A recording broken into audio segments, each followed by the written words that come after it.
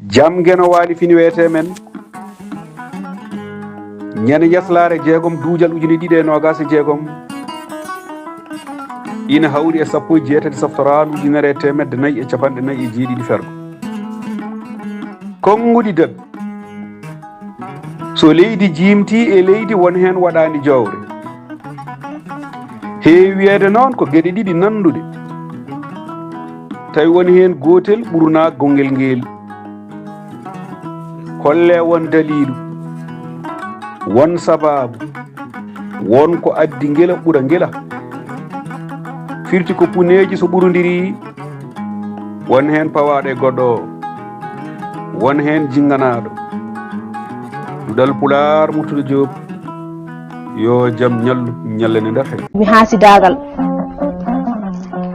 dokke Allah koko pecca moni kala won ko rokka hen woto añir bande ngam ko o rokka ko adañani hen ko Allah rokkuma ko yondina hen ko Allah hadma ko oto tampu hen ɓural woni ko e jungo Allah oto kaɓen hen ko Allah waɗi wonat ala ko mbawɗen hen mo wi ene daña ko hoddirana ka tampa jaaka jagda hen moƴƴi Allah ɗi moni kala won ko rokka hen kono haasida won ko anda hen ko ɗum waɗi e aduna haasida tampi hen mo Allah ɓetani kala mbiya handani hen mo Allah lammini kala mbiya yoddani hen kala ko moƴƴi mbiya ko an tan handi hen ko goɗɗo dañi kala mbiya handani hen kala peeje mbaɗa haasida andu kala ko wari ha ko mayda hen wonto aɗa tawa ɓocconde taw henne ene hen ete so tolƴinama e ngon wero ko hende heddoto hen ngam so anniye woni suudu ko jomum tan walata hen haasida sa yi foyre addu lekkon ma beddoɗa hen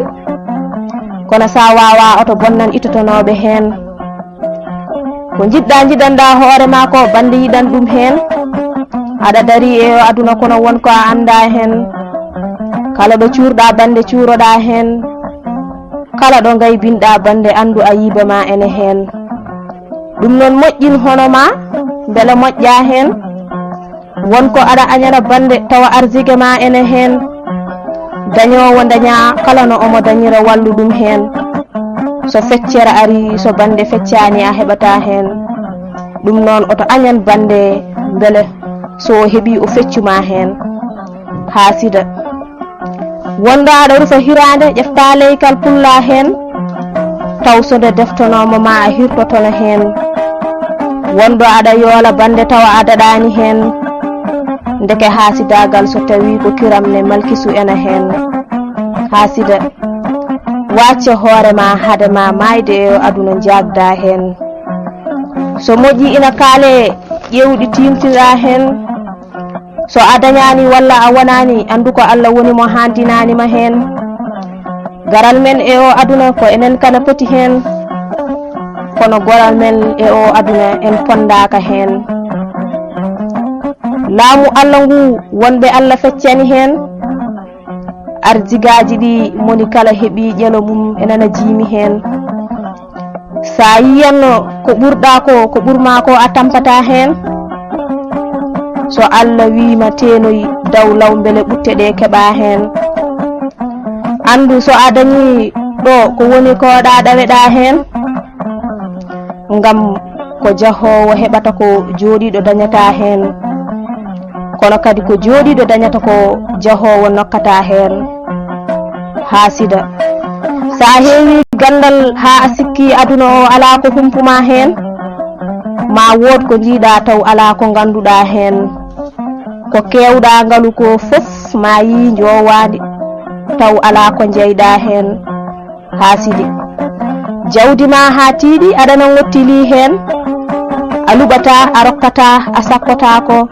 hen a wallata a ñamlata enɗam a jokkata hen kala ko goɗɗo dañi guitta haqqille ma ɗakka hen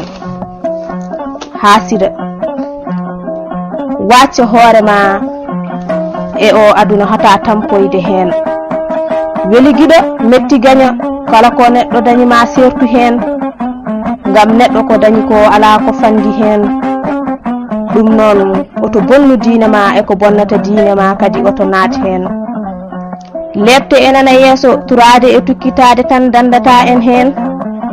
ma ɓerɗe laaɓa golle moƴƴa daɗen hen ɓernde neɗɗo Allah e haasidagal kejjata hen alay sago gotal yalta gotal heddo hen ɗum noon yo Allah yaltin haasidagal e ɓerɗe men beele kanko o heddo hen e annore nelaɗo yo geno juul hen kulol makko e annabi o natna en hen malkisanoɓe male hen malanoɓe jurme hen ari